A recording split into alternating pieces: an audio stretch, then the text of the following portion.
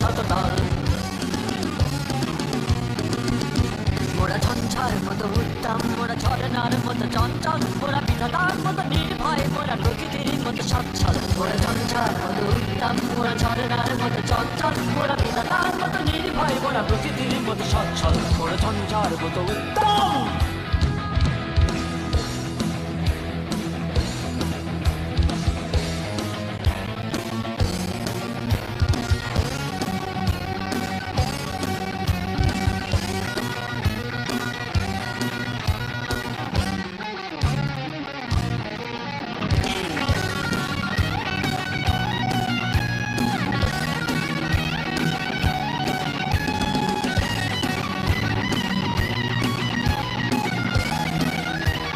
ধন্যবাদ।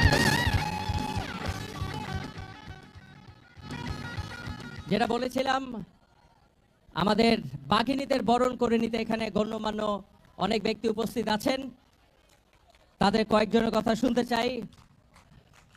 আচ্ছা, ক্ল্যাপটা হোক।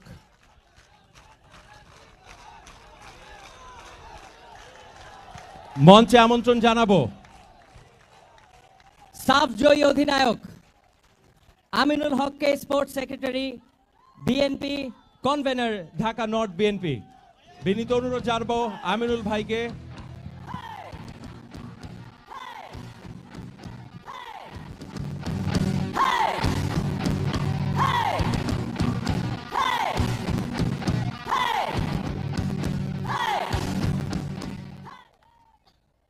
আমি প্রথমেই অভিনন্দন জানাচ্ছি আমাদের বাংলাদেশ নারী ফুটবল দলকে, কোচ, অফিসিয়াল সবাইকে, এবং আজকে যারা এখানে বসে মধ্যরাতে আমাদের বাংলাদেশ ফুটবল দলের সকলকে অভিনন্দন এবং শুভেচ্ছা জানানোর জন্য এখানে উপস্থিত হয়েছে। আমি সকলকে আন্তরিকভাবে ধন্যবাদ এবং কৃতজ্ঞতা জানাই যে বাংলাদেশের ফুটবলের ক্রেজটা হচ্ছে এটাই, যে বাংলাদেশের মানুষ ফুটবলকে সবচেয়ে বেশি ভালোবাসে, এবং সেটার প্রমাণ আমাদের নারী ফুটবল দলের মাধ্যমে আজকে সারা বাংলাদেশের প্রত্যেকটি সাধারণ মানুষ, এদেশের জনগণ আজকে এই মধ্যরাতে ফেসবুকের যে সামাজিক যোগাযোগ মাধ্যমে তারা লাইভ দেখছে। এবং আমি আশা করব যে আমাদের এই নারী ফুটবল দল সামনে যে আমাদের অলিম্পিক কিংবা বিশ্বকাপ ফুটবলের যে হাতছানি দিচ্ছে, সেই লক্ষ্যে পৌঁছানোর জন্য আমাদের পক্ষ থেকে, বাংলাদেশের পক্ষ থেকে, বাংলাদেশের প্রতিটি সাধারণ মানুষের পক্ষ থেকে